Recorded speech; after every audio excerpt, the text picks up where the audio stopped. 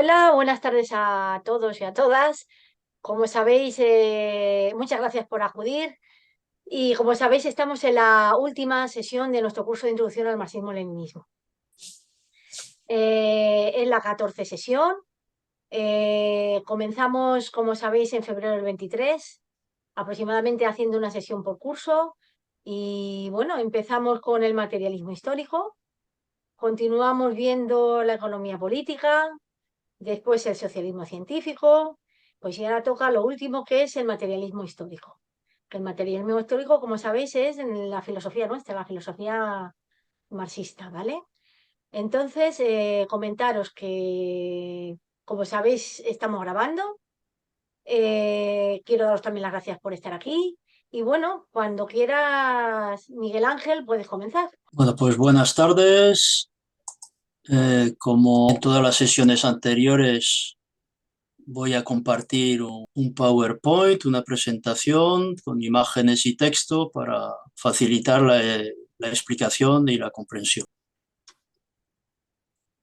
Bueno, estamos por tanto en la última sesión del curso de Introducción al Marxismo-Leninismo, cerrando este curso precisamente con la parte más general y abstracta, vamos a decir, quizá la menos política, pero la que nos permite, digamos, quizá tener una visión más amplia de, de cómo es el mundo y, por tanto, cómo eh, actuar sobre él modificando lo que es la parte que nosotros queremos cambiar, que es la sociedad actual, es decir, contribuir al progreso de la humanidad, ¿no?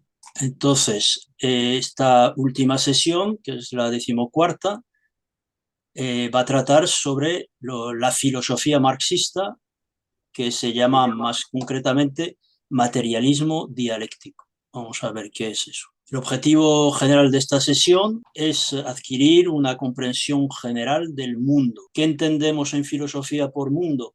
Pues abarcaría, por así decir, tres estratos de las cosas, que son la naturaleza, la sociedad, que viene de la naturaleza, pero ya está formada por los seres humanos, y el pensamiento, que es un aspecto particular del ser humano.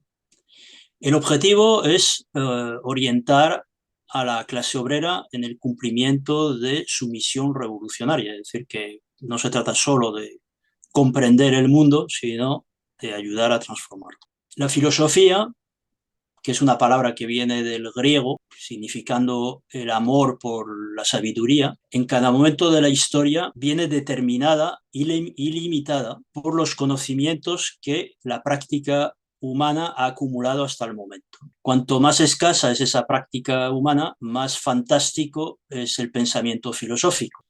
Ya acercándonos a nuestra época, con la disolución del modo de producción feudal y el desarrollo del modo de producción capitalista, el crecimiento de las fuerzas productivas que permite ese cambio va a servir de base para un gran despliegue cultural, fundamentalmente en dos terrenos. Uno, el de las ciencias naturales, que va a servir de base a el desarrollo, un nuevo florecimiento de la filosofía materialista.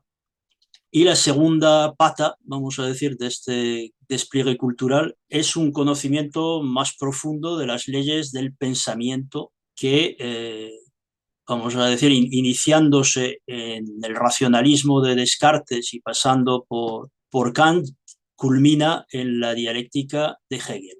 Marx, ya en el siglo XIX, va a dar continuidad a ese desarrollo intelectual que había realizado la burguesía revolucionaria. ¿Y cómo lo hace? Pues en primer lugar rompiendo con sus estrechos intereses de clase, que son, digamos, los de su origen personal. En segundo lugar, sometiendo a crítica esas dos principales aportaciones de la burguesía revolucionaria, que son el materialismo y la dialéctica de Hegel. Y en tercer lugar, reuniendo lo mejor tanto de una como de otra y la crítica que Marx ha hecho en lo que será la concepción materialista dialéctica del mundo. Empecemos por el materialismo. El materialismo es una concepción filosófica que concibe el mundo tal como se presenta a los ojos de cualquiera. Por tanto, su máxima es desechar cualquier prejuicio que pueda deformar la visión de la realidad. Al descomponerse la escuela de Hegel, surgió una corriente que se llamaron los hegelianos de izquierda, que también eran idealistas, con la excepción de Ludwig Feuerbach, que rompe con el idealismo y se adhiere al materialismo, cosa que también Marx va a hacer a mediados de la década de los 40 del siglo XIX. Y lo explica resumidamente Marx en su libro La Sagrada Familia, diciendo: la contribución del materialismo al progreso histórico es servir de arma teórica no solo contra las instituciones políticas existentes y al mismo tiempo contra la religión y la teología, sino también contra toda metafísica. Y por metafísica, en aquel momento, Marx entiende la especulación ebria, dice, a diferencia de la filosofía sobria. Es decir, definiría una filosofía, esa metafísica sería una filosofía muy separada de la observación empírica y la experimentación, ¿no? Y en cambio la filosofía sobria sería un pensamiento mucho más apegado a la realidad que nos rodea y a la acción sobre esa realidad. El problema fundamental de la filosofía a lo largo de la historia siempre ha sido el de la relación entre la idea y la materia, entre el pensar y el ser, entre el espíritu y la naturaleza. Es lógico, puesto que nosotros, nuestro pensamiento es eso, pensamiento, y nos enfrentamos al mundo. Entonces, lógicamente, nuestra relación es, vamos a decir, del yo, de la persona con su entorno, ¿no? Entonces, ese es el problema cardinal de la filosofía. Y ahí hay dos escuelas, dos corrientes diametralmente opuestas. Una es el idealismo, que sostiene que el espíritu es anterior a la materia y que de alguna forma el espíritu ha creado a la materia. Detrás del idealismo está, por supuesto, la idea de Dios, la religión.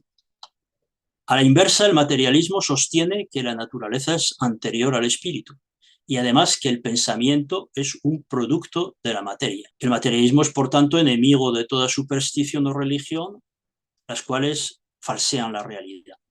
Las clases propietarias a lo largo de la historia siempre han aprovechado la religión como elemento distorsionador de la realidad para encubrir y justificar la explotación que ejercen sobre las masas trabajadoras.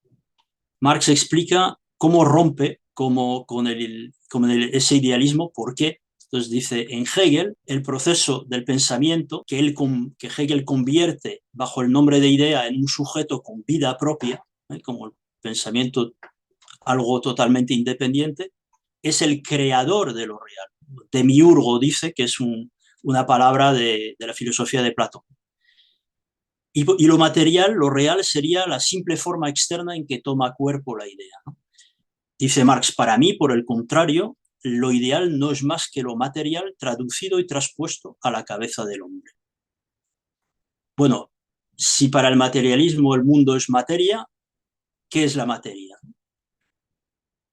Lenin va a dar una definición de materia, digamos, filosófica, para clarificar, delimitar muy claramente la relación precisamente entre el pensamiento y lo que no es pensamiento, ¿no? Dice, la materia es una categoría filosófica para designar la realidad objetiva dada al hombre en sus sensaciones, calcada, fotografiada y reflejada por nuestras sensaciones y existente independientemente de ellas. Por tanto, materia es la realidad objetiva. Todo lo que existe independientemente al margen de lo que pensemos de él.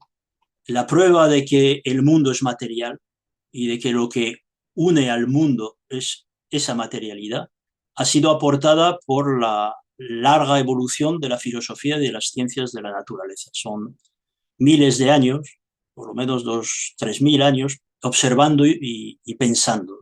Todo el desarrollo material y cultural de la humanidad va destruyendo uno tras otro cualquier refugio para el pensamiento religioso, para toda idea de un Dios creador de la materia. Sin embargo, a estas alturas, a pesar del gigantesco progreso científico que hemos experimentado, la pregunta que nos surge, ¿y por qué la religión no ha desaparecido todavía? Bueno, hay dos razones. Una interesada, es decir, como decíamos antes, la clase propietaria en nuestra época es la clase capitalista, está interesada en sostener la religión porque enmascara sus intereses de clase, es decir, en última instancia, la burguesía, aunque sea una minoría que se beneficia de todo, tiene derecho por la gracia de Dios, como decía el jefe de Estado en la época del fascismo, pero no solo está interesada, sino que puede conseguir mantener la religión gracias a que las relaciones sociales, materiales, que dan base al pensamiento religioso, por mucho que hayan sido criticadas, todavía no han sido suprimidas. Para entendernos, no basta con saber que la pobreza, el desempleo, las crisis, las guerras son inevitables bajo el capitalismo, si resulta que el capitalismo sigue en pie causando todas esas desgracias, ¿no? Por tanto, para que desaparezca el reflejo religioso, tiene que desaparecer aquello que refleja, es decir, el propio capitalismo. ¿Cómo es esa materia? Aparentemente, los objetos que nos rodean están inertes, a no ser que nosotros los pongamos en movimiento. Un libro sobre la mesa parece que no se mueve, que está quieto, a no ser que nosotros cojamos y le empujemos, lo desplacemos a otro lugar, ¿no? Bueno, esto en el pensamiento espontáneo nos lleva a pensar que para que las cosas se muevan, para que la materia se mueva, necesita un impulso externo. Sin embargo, el desarrollo de las ciencias ha ido mostrando que eso solo es cierto de una manera relativa. En el fondo no es así, ¿eh? En lo fundamental no es así. Si ponemos el ejemplo de este libro, un libro está compuesto por moléculas, por átomos que están continuamente vibrando. De hecho, la ciencia nos enseña que la manifestación externa de la vibración, de la cantidad de vibración de esas moléculas y átomos, es lo que llamamos temperatura. A mayor vibración, mayor temperatura. A su vez, en los átomos, los electrones están continuamente girando alrededor del núcleo atómico. Es decir, por tanto, ese libro aparentemente inmóvil, quieto, está en continuo movimiento. Eso a nivel microcósmico, y a nivel macrocósmico, ese libro está sobre una mesa que está sobre la superficie de la Tierra, y la superficie de la Tierra en cada punto está girando alrededor del eje del planeta, y el propio planeta girando alrededor del Sol, y el Sol también girando alrededor del centro de la galaxia, que está ocupado por un agujero negro supermasivo, y la galaxia desplazándose junto con otras a lo largo del espacio. El movimiento es, por tanto, el modo de existencia de la materia, su manera de ser. Nunca ni en ninguna parte ha habido ni puede haber materia sin movimiento. La materia sin movimiento es tan impensable como el movimiento sin materia, dice Engels.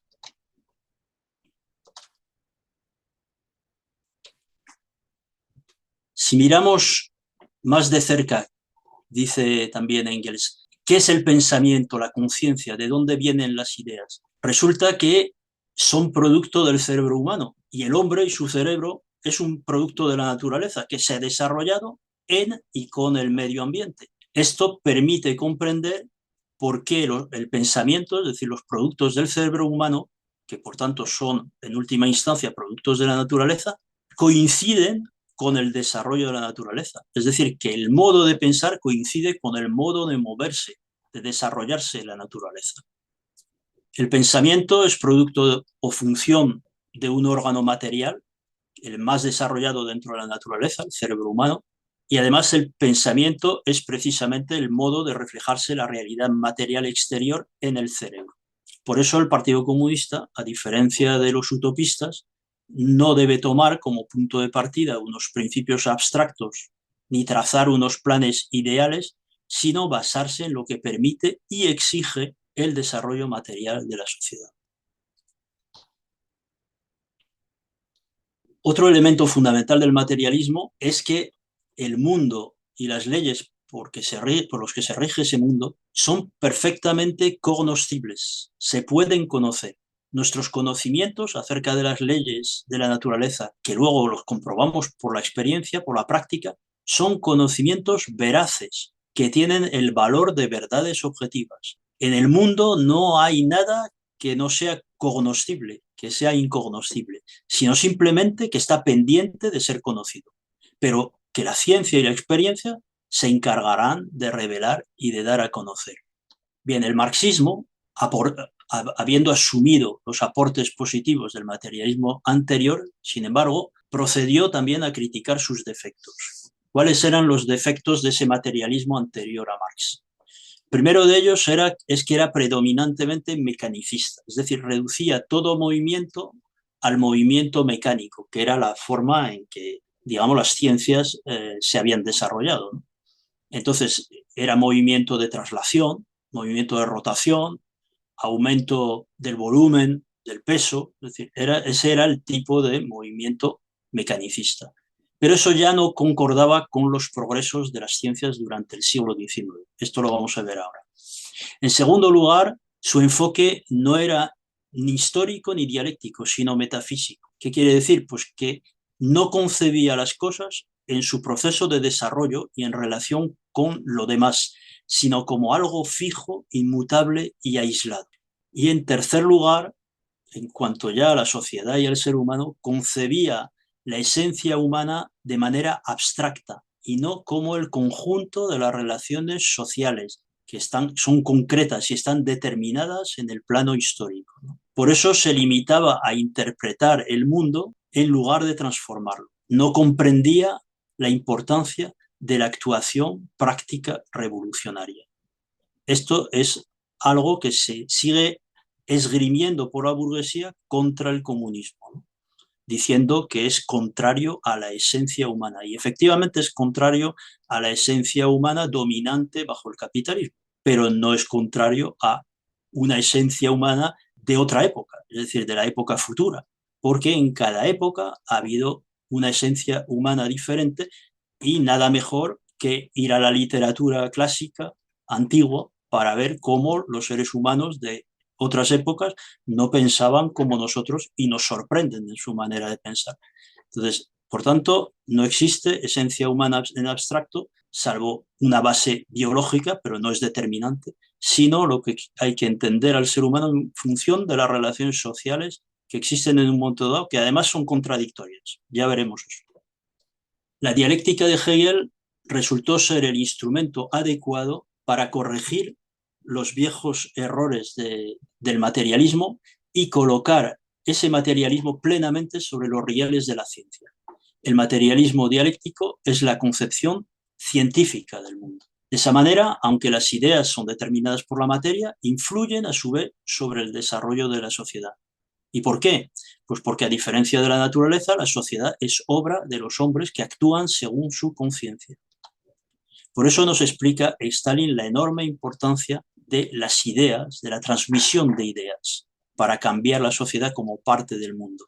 Las nuevas ideas y teorías sociales, dice Stalin, surgen precisamente porque son necesarias para la sociedad, porque sin su labor organizadora, movilizadora y transformadora, es imposible llevar a cabo las tareas que plantea el desarrollo de la vida material de la sociedad y que ya están en condiciones de ser cumplidas. Y como surgen sobre la base de las nuevas tareas planteadas por el desarrollo de la vida material de la sociedad, las nuevas ideas y teorías sociales se abren paso, se convierten en patrimonio de las masas populares, movilizan y organizan a estas contra las fuerzas sociales caducas que frenan el desarrollo de la vida material de la sociedad. Pasamos a la dialéctica. Vamos a ver más allá de lo que ya hemos visto.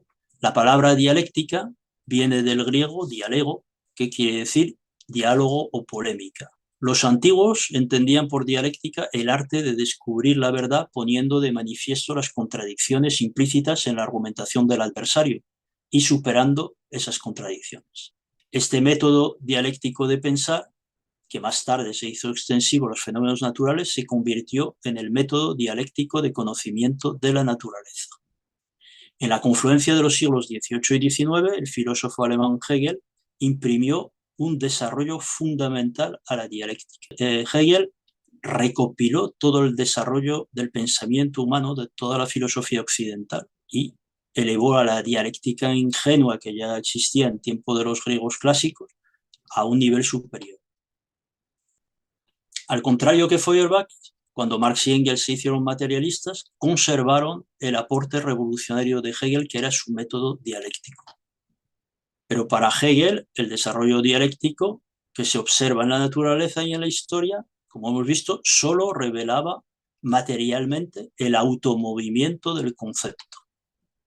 Por eso explica Engels, nosotros retornamos a posiciones materialistas y volvimos a ver en los conceptos de nuestro cerebro las imágenes de los objetos reales en vez de considerar a estos como imágenes de tal o cual fase del concepto absoluto, que era el punto de vista de Hegel. Con esto, la propia dialéctica del concepto se convertía simplemente en el reflejo consciente del movimiento dialéctico del mundo real, lo que equivalía a invertir la dialéctica que estaba cabeza abajo, poniéndola de pie. Marx y Engels enriquecieron así la concepción materialista del mundo con la dialéctica, que es la doctrina del desarrollo más universal, rica de contenido y profunda. La dialéctica se basa en dos principios. Uno es el principio del desarrollo, es decir, el mundo no es un conjunto de objetos terminados, sino un conjunto de procesos en el que las cosas que parecen estables pasan por una serie ininterrumpida de cambios desde su nacimiento hasta su muerte. A través de ellos se acaba imponiendo una trayectoria progresiva, pese al aparente carácter fortuito de esos cambios y a los retrocesos momentáneos. Aquí tenemos una importante lección para este momento que estamos viviendo, en que parece que la causa de la clase obrera, su lucha contra el capitalismo, la burguesía, parece como si hubieran desaparecido de la escena. Es decir, hay un retroceso momentáneo, pero la trayectoria progresiva siempre acaba imponiéndose. ¿Cómo?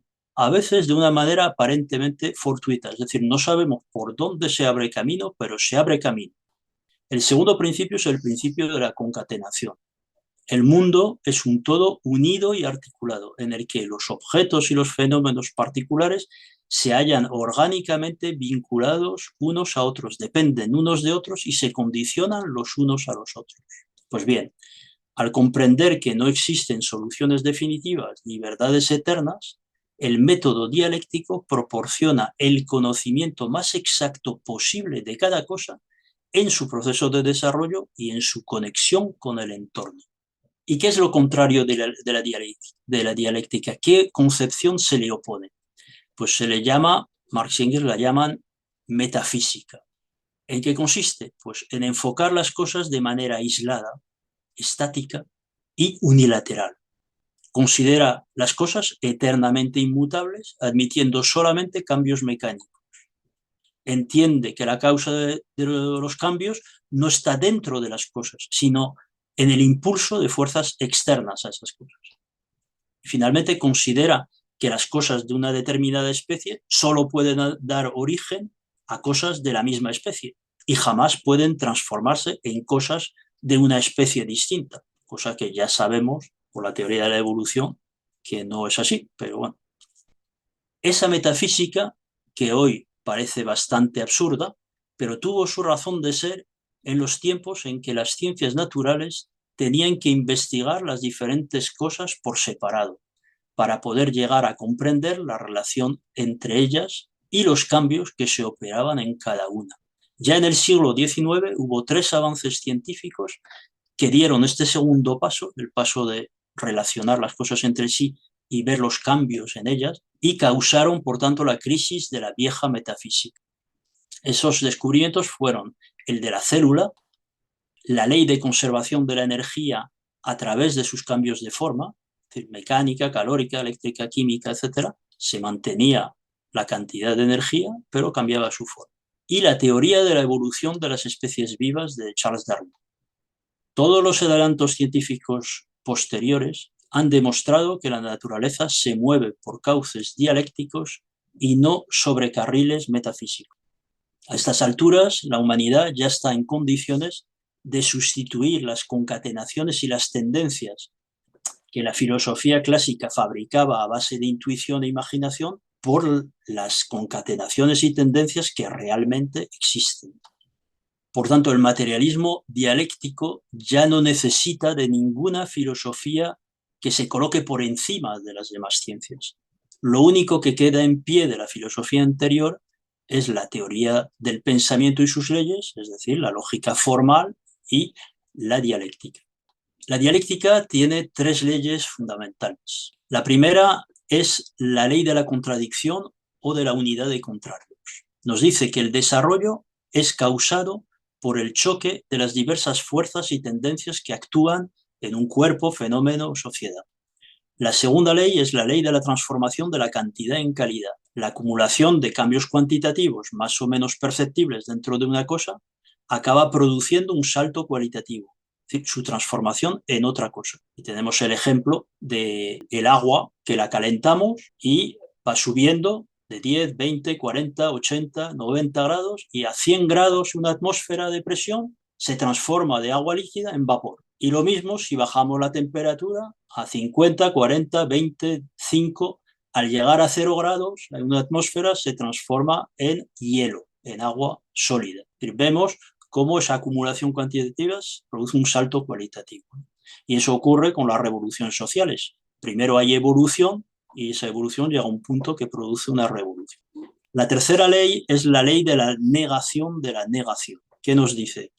Nos dice que el desarrollo se produce por medio de la negación o supresión de lo viejo por lo nuevo, aunque se conserva en parte lo viejo. ¿Y qué pasa con lo nuevo? Pues a su vez es negado y suprimido por lo más nuevo, por lo novísimo. En conjunto, es como si se volviera al punto de partida, pero a un nivel superior, siguiendo una trayectoria, como ese dibujo verde que hay ahí al lado, de espiral o hélice. Engels en el Anti-Düring lo ilustra con el ejemplo de una semilla que desaparece, es decir, es negada por un tallo, aparece una planta en su lugar, y esa planta muere, pero no sin producir semillas. Entonces, aparentemente hemos empezado por la semilla y terminamos por la semilla, pero empezamos por una semilla y acabamos con decenas o cientos de semillas. Y por tanto, volvemos sobre un escalón superior. Eso mismo pasa con la sociedad humana, que surgió hace aproximadamente unos 2,5 millones de años sobre la base de una organización comunista, es decir, clan, de tribu, donde todo es común, hasta un momento en que el comunismo es negado por la propiedad privada, hace unos 5.000, 10.000 años, pongamos. Y hoy está en condiciones y reclamando a una escala histórica, claro, pasar nuevamente al comunismo. Por tanto, parece que volvemos otra vez a la prehistoria. No, pero volvemos sobre una escala superior construida sobre los logros alcanzados en el periodo de la propiedad privada. La esencia de la dialéctica, dice Lenin, es el desdoblamiento de un todo y el conocimiento de sus partes contradictorias. Los factores externos actúan, por supuesto, sobre el movimiento de desarrollo de una cosa. Es decir, la dialéctica no niega la acción de los factores externos, pero esos factores externos no son capaces de explicar la infinita diversidad cualitativa de las cosas, ni la transformación de una cosa en otra. Pensemos en lo que dicen los físicos actuales, los cosmólogos que nos hablan de ese Big Bang.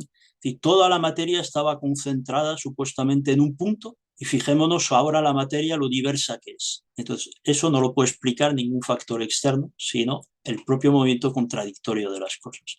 La causa fundamental del desarrollo no es externa, sino que reside en el carácter contradictorio interno de las cosas. Mao Zedong lo explica así, dice, las causas externas constituyen la condición del cambio y las causas internas su base y las externas actúan a través de las internas. Y lo ilustra con un ejemplo. A una temperatura adecuada, un huevo se transforma en pollo, pero ninguna temperatura podrá transformar una piedra en pollo, porque sus bases son diferentes. En todo hay contradicción, no existe nada en el mundo que no encierre contradicción. La interdependencia y la lucha entre los contrarios de cada cosa es lo que determina su vida e impulsa su desarrollo desde el comienzo hasta el fin. Lenin nos pone unos ejemplos en matemáticas, positivo-negativo, diferencial integral, en mecánica acción-reacción, en física electricidad positiva, es decir, protones y negativa, electrones, en química combinación y disociación de los átomos, ciencias sociales, la lucha de clases, ¿no? También en las ideas existe contradicción. Las ideas de los seres humanos Hay contradicción, lo subjetivo, como reflejo de las contradicciones de la sociedad en que viven, lo objetivo. La constante lucha de ideas diferentes dentro del Partido Comunista es, por tanto, inevitable y, además, es necesaria para que este partido pueda desarrollar su misión revolucionaria. Pero no basta con saber que hay contradicciones en todo. Esto no nos permite una acción práctica, ¿no? Hay que entender, además, que cada forma particular de la materia en movimiento, y su reflejo en la mente también, contiene su propia contradicción particular. Esta constituye la esencia particular que diferencia a una cosa de las demás. Por situarnos en el terreno político, vamos a decir, no es lo mismo la contradicción particular del capitalismo que del feudalismo o del comunismo. Lógicamente, las contradicciones cualitativamente diferentes solo pueden resolverse por métodos cualitativamente diferentes. Junto a esa contradicción particular que define cada cosa, hay también otras variadas contradicciones que deben ser tratadas de modo diferente. Por ejemplo, en el capitalismo la contradicción que le caracteriza es la contradicción entre la burguesía y el proletariado, pero también existen contradicciones entre el proletariado y el campesinado, entre el proletariado y la pequeña burguesía urbana, etcétera, etcétera. Además, hay que estudiar cada uno de los contrarios de cada contradicción en sus relaciones con su opuesto. Por eso, Lenin habla de que es necesario el análisis concreto de la situación concreta. Ahora veamos que, de alguna manera ya lo hemos mencionado, que en una cosa, sobre todo si es compleja, existen muchas contradicciones. Una de ellas es la principal, que es la que determina la existencia y desarrollo de las demás contradicciones, ¿no? Además, entre los dos opuestos de una contradicción, uno es el principal y el otro el secundario. El primero desempeña el papel dirigente en la contradicción y determina la naturaleza de la cosa. Sin embargo, esta situación no es estática. El aspecto principal y el secundario de una contradicción se transforman el uno en el otro. Es decir, el principal se convierte en secundario y el secundario se convierte en principal. De ese modo cambia la naturaleza de la cosa. Por ejemplo, en el capitalismo la contradicción es entre la burguesía y el proletariado, siendo el aspecto principal de la contradicción la burguesía. Pero con el paso al socialismo siguen estando esas dos clases, esa contradicción sigue en pie, pero la clase, el contrario que ocupa el lugar principal, ya no es la burguesía, sino el proletariado, hasta la desaparición de esa unidad, es decir, de la burguesía y también del proletariado. ¿Por qué decimos unidad de contrarios? ¿Por qué decimos que hay unidad e identidad de contrarios? Pues en primer lugar porque ninguno de los contrarios puede existir sin el otro. Ambos coexisten en un todo único. No podemos imaginarnos un imán que solo tenga un polo positivo. Tiene siempre un positivo y un negativo, ¿no? Pues así con todas las contradicciones. Ambos contrarios están interconectados, se impregnan recíprocamente y dependen el uno del otro. Además, en determinadas condiciones, como hemos visto, cada uno de los aspectos contradictorios se transforma en su opuesto, abriendo así paso a la sustitución de la vieja unidad por otra nueva. Dicho esto, Lenin nos advierte la unidad, coincidencia, identidad, equivalencia, etcétera, de los contrarios es sólo condicional, temporal, transitoria, relativa. La lucha de los contrarios mutuamente excluyentes es absoluta, como es absoluto el desarrollo y el movimiento. Por eso, para resolver una contradicción, no hay que taparla, no hay que andar con paños calientes, en el peor sentido de la palabra, conciliar tanto entre los contrarios, sino desarrollarla hasta la fase de aguda lucha entre los opuestos que encierra. Para concluir, y matizando la afirmación anterior, vamos a ver la diferencia entre antagonismo y contradicción en general. Dice Lenin, el antagonismo y la contradicción no son en absoluto una y la misma cosa. Bajo el socialismo desaparecerá el antagonismo, pero subsistirá la contradicción. Entonces, ¿qué es el antagonismo? Bueno, pues el antagonismo es una forma particular de la lucha de contrarios, cuando la contradicción solo puede resolverse mediante un conflicto violento.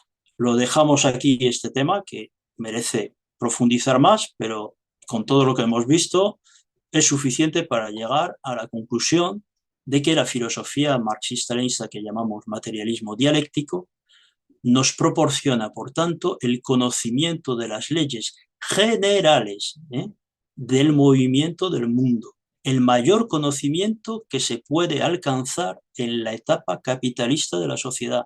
Eso no quiere decir que ese conocimiento no será superado, pero en la etapa capitalista no puede dar de sí más. Es decir, hay que cambiar la sociedad para que el conocimiento pueda experimentar también un salto cualitativo. Para nosotros es una guía indispensable en el conocimiento de la realidad concreta, o sea, nos guía, no nos dice cómo es la realidad concreta, pero nos proporciona el instrumento para conocerla, un instrumento fundamental, una visión, una guía, y para realizar una práctica social realmente revolucionaria. Con esto concluimos el capítulo sobre materialismo dialéctico, el último de este curso de introducción, y vamos a cerrar con la frase que solemos poner al final de cada sesión, que nos dice que con la dirección del Partido Comunista el proletariado es invencible. Muchas gracias por vuestra atención y ahora vamos a pasar a la fase de las preguntas que hacemos para tratar de ver hasta qué punto hemos entendido bien las explicaciones y debatir sobre ello y eventualmente pues ver también los defectos de una explicación que no deja de ser muy sintética y por tanto puede tener determinados elementos demasiado insuficientes, ¿no? Pobres. Entonces vamos por tanto al WooClub con 4 preguntas, cada una de ellas con 4 posibles respuestas y aquí está el código QR que podéis escanear en vuestro móvil o abrir navegador, la aplicación wooclub.com con el código de evento UNIPRO. Ya sabéis que una vez escaneado el código, ponéis el nombre y esperamos a que nos dé paso Miguel Ángel, ¿vale? Bueno, tenemos aquí en pantalla ese código QR y la dirección WooClub con su código, ¿no? Entonces, entramos ya a la primera pregunta.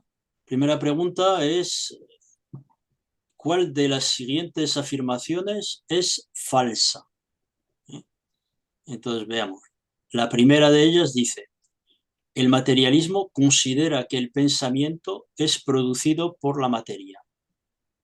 La segunda dice, la materia es toda la realidad objetiva que se refleja en nuestro cerebro a través de los sentidos en forma de ideas.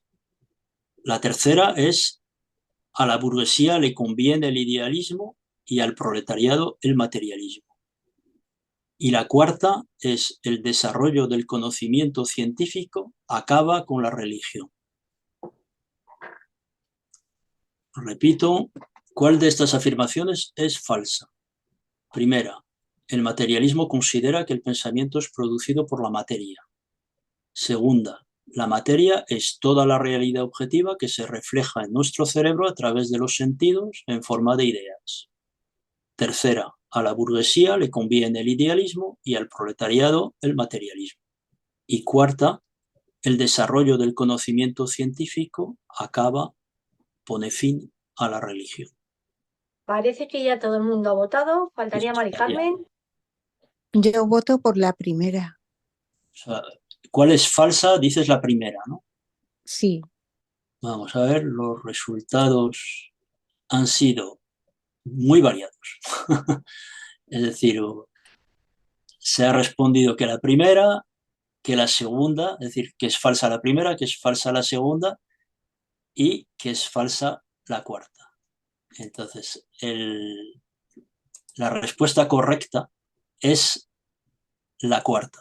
Entonces, necesito, por tanto, justificarlo y en el debate, pues, si mi argumentación no es convincente, pues agradeceré que me la rebatéis. Entonces, el materialismo considera que el pensamiento es producido por la materia.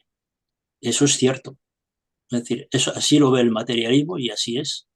Es decir, el pensamiento no existe si no existe cerebro. Entonces, es producido por ese órgano material que se llama cerebro. Por lo tanto, la primera es cierta y por lo tanto no es falsa. La segunda, la materia es toda la realidad objetiva que se refleja en nuestro cerebro a través de los sentidos en forma de ideas. Así es. Materia es todo lo que no son ideas. Es todo lo que sirve de base a las ideas. Es decir, lo que es reflejado en nuestro cerebro en forma de idea, ¿no? A través de nuestros 5 sentidos. La 3 no la comento porque parece que todo el mundo está de acuerdo. Y la cuarta, que es la correcta, ¿por qué el desarrollo, o sea, por qué es la correcta en el sentido de que es la que es falsa? ¿Por qué es falsa la cuarta? La cuarta dice, el desarrollo del conocimiento científico acaba con la religión. Entonces, no acaba con la religión, sino que sienta la base para criticar la religión. Pero mientras no se cambie una sociedad donde el ser humano no es dueño de las fuerzas que actúan sobre él, mientras por tanto esté sometido al albur del mercado, de los antagonismos de la sociedad, la religión siempre tendrá una base. Y hay un ejemplo muy claro que se puede ver. A cada vez que un país entra en guerra, aumenta el número de personas religiosas, el número de personas que buscan el amparo en un Dios, porque no tienen dónde agarrarse. Ya le puedes explicar que eso no tiene base, que no tiene sentido, que eso no es... Como están perdidos, es decir, van a morir o lo que sea, pues entonces su pensamiento ya no es racional. Su pensamiento se aferra a una ilusión. Por tanto, para acabar con la religión hay que alcanzar la libertad. Y la libertad es realmente el conocimiento de lo que es necesario y, por tanto, la acción humana basada en ese conocimiento libre, por tanto, de cualquier elemento ajeno a lo que son las propias leyes de la materia. Entonces, eso es fundamental entenderlo. Por eso no es cuestión de maldecir y decretar, de maldecir la religión y decretar el ateísmo. Hay que combatir el pensamiento religioso, hay que argumentar por qué no, pero no como una cuestión principal bajo el capitalismo, sino lo principal bajo el capitalismo es unir fuerzas para ir acabando con esa sociedad y construyendo en su lugar el socialismo. Y fruto de eso y de la lucha contra las ideas religiosas, entonces sí se podrá acabar con la religión. Vamos a la segunda pregunta. Ahora la pregunta es, ¿cuál de estas afirmaciones es cierta? La primera, la materia siempre necesita un impulso externo para moverse, cambiar y desarrollarse. La segunda, todo es materia, también las ideas. La tercera, todo lo desconocido se puede llegar a conocer por medio de la ciencia y la experiencia. Y la cuarta, la esencia del ser humano es determinada por sus necesidades biológicas. Entonces, ¿cuál de estas afirmaciones es cierta? La primera, la materia siempre necesita un impulso externo para moverse, cambiar y desarrollarse. Segunda, todo es materia, también las ideas. Tercera, todo lo desconocido se puede llegar a conocer por medio de la ciencia y la experiencia. La cuarta, la esencia del ser humano es determinada por sus necesidades biológicas. ¿Cuál de ellas es cierta? Yo voto por la primera. Votas por la primera. Faltaría un voto por hacerse. Damos un poquito más de tiempo. Bueno, pues entonces vamos a ver las respuestas que se han dado. Una ha sido la primera y también muy variados.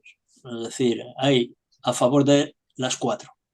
Esto yo creo que no hay que asustarse porque eso quiere decir que es un tema complejo, que la filosofía no es algo que se estudie habitualmente y es natural que el acercamiento a esta disciplina del pensamiento que lo abarca, vamos a decir, todo y requiere mucha lectura, reflexión, experimentación, pues nos da esa dificultad. Pero bueno, vamos a ir hablando de ello y recomendaría que después de esta sesión cada uno revise, vuelva a ver en esa presentación de PowerPoint y reflexione tranquilamente sobre ello y podamos incluso seguir debatiendo posteriormente a esta sesión por escrito o por el medio que sea. La respuesta correcta es la tercera. Es decir, todo lo desconocido se puede llegar a conocer por medio de la ciencia y la experiencia. Es decir, que no hay nada que no se pueda conocer. Ojo, eso no quiere decir que lo que conozcamos, es decir, que podamos llegar a conocerlo todo, ¿eh? Como la materia es infinita, no se puede conocer todo, pero cada cosa se puede llegar a conocer. Y siempre hay una acumulación creciente de conocimientos. No hay ningún rincón de la materia que no podamos llegar a conocer. Y si cambia, al cambiar también podemos llegar a conocer en qué medida, qué es lo que ese cambio que ha experimentado. Bien, ¿por qué las demás son falsas? La materia no es cierto que necesite siempre un impulso externo para moverse. Eso es la concepción metafísica del mundo. La materia se desarrolla por sus contradicciones internas fundamentales, como explica Mao Zedong, basándose evidentemente en el marxismo en general. Dice, las contradicciones internas son las que explican, las externas actúan a través de las internas. Entonces, la materia está viva, por utilizar un símil. No es que esté viva porque vivo es la materia viva, que está lo que llamamos la vida, ¿no? La biología, ¿no? Es decir, las especies. Pero la materia está en movimiento. Durante siglos, incluso casi hasta el siglo XX, se creía que la superficie de la Tierra no se movía y resulta que son placas que se están moviendo unas con respecto a otras. Es decir, no hay nada, hasta las piedras tienen vida. Es decir, todo se mueve por impulso interno. Ese es lo fundamental, sin excluir los impulsos externos. Pero lo fundamental que determina el movimiento y desarrollo de una cosa está dentro de la propia cosa. Y son sus contradicciones.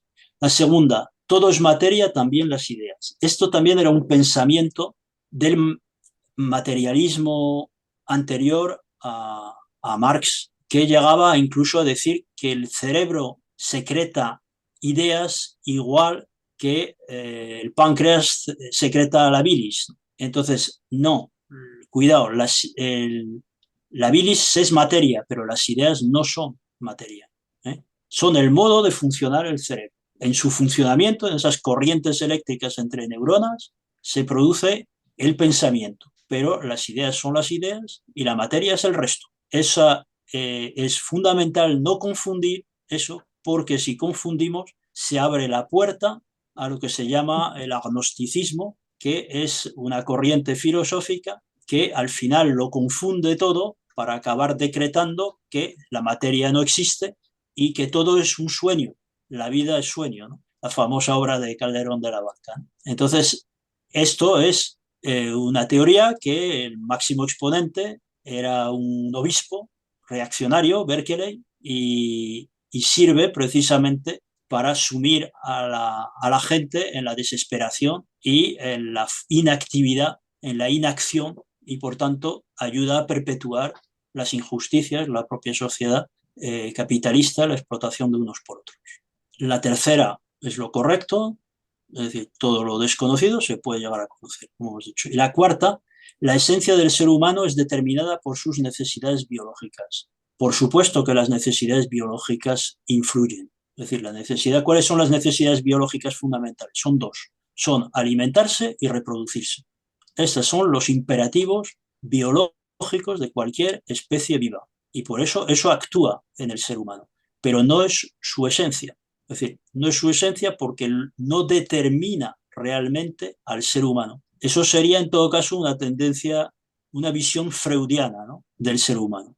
Es decir, pensar que todo está determinado por lo sexual, o otras teorías podrían ser sobre simplemente pues, lo que comemos, ¿no? Somos lo que comemos. Entonces, no, el ser humano está determinado por su ser social, por su existencia en la sociedad, su lugar en la sociedad.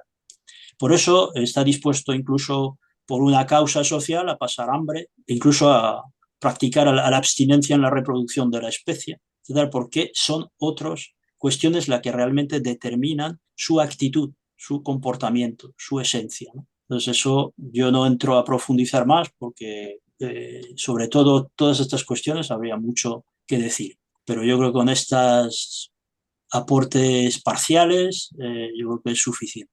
Tercera Pregunta: la metafísica es contraria a la dialéctica por considerar que el mundo es un conjunto de objetos, primero, aislados, eternos e internamente homogéneos.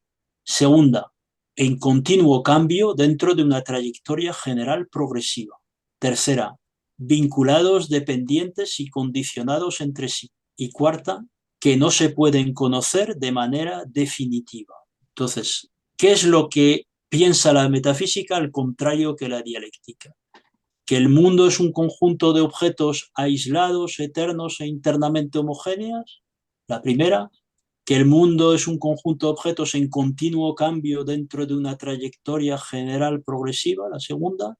Que el mundo es un conjunto de objetos vinculados, dependientes y condicionados entre sí, o la cuarta, que el mundo es un conjunto de objetos que no se pueden conocer de manera definitiva. Entonces, ¿cuál es la caracterización correcta de la metafísica?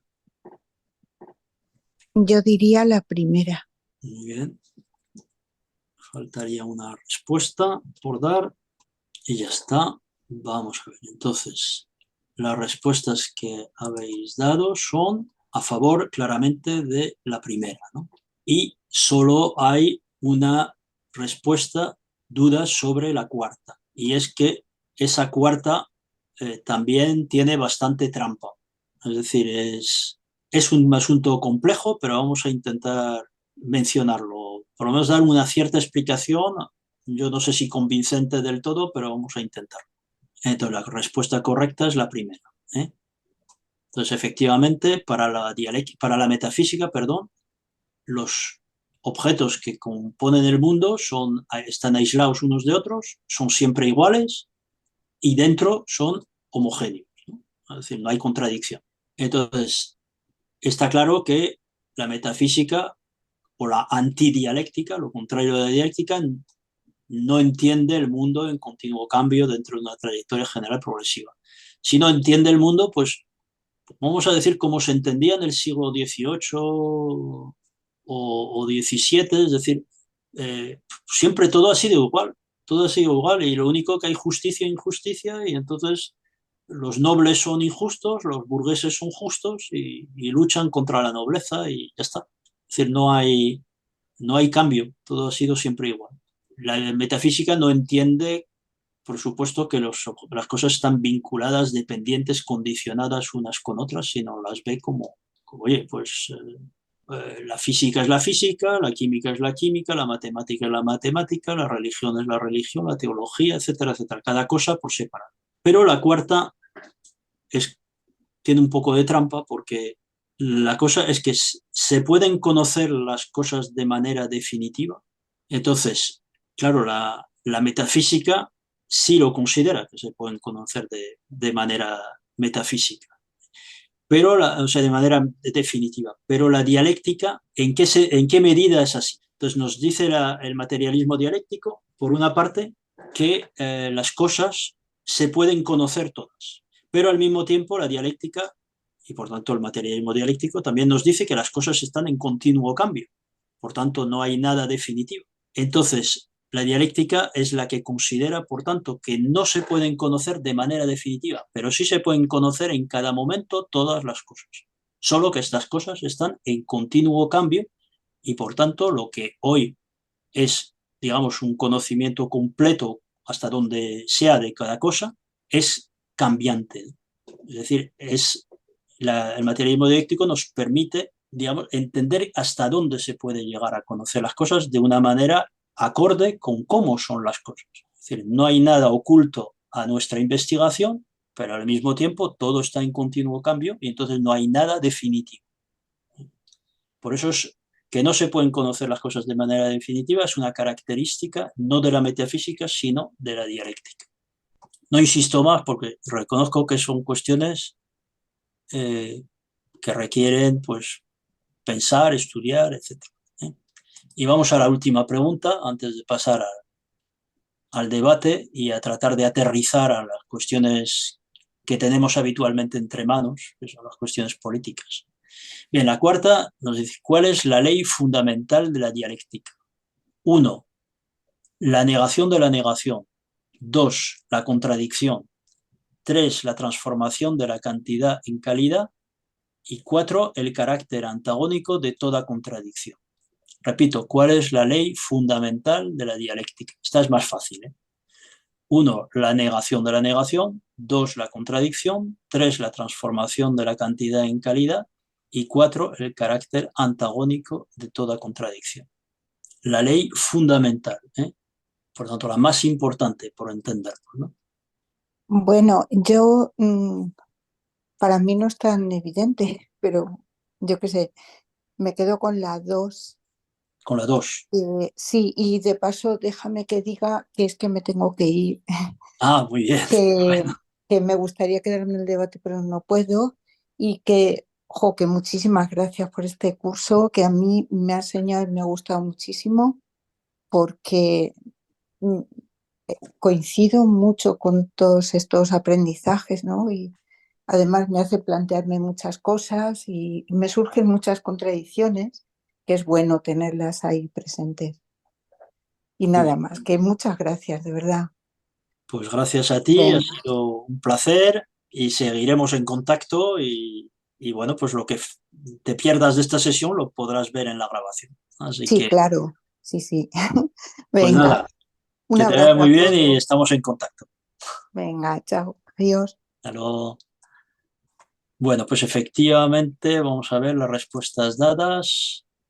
Aquí, pues nos hemos repartido, ¿eh? Eh, entre sobre todo la primera y la cuarta. No, de la segunda y la cuarta, es decir, ha habido hoy empate de la segunda y la cuarta. Bueno, la respuesta correcta es la contradicción. Es decir, lo fundamental de la dialéctica es el movimiento y la conexión de las cosas y, por tanto, esa relación contradictoria entre las cosas que hace que la materia está en continuo movimiento y el pensamiento también como fruto, como reflejo precisamente de ese carácter contradictorio de la realidad material, ¿no?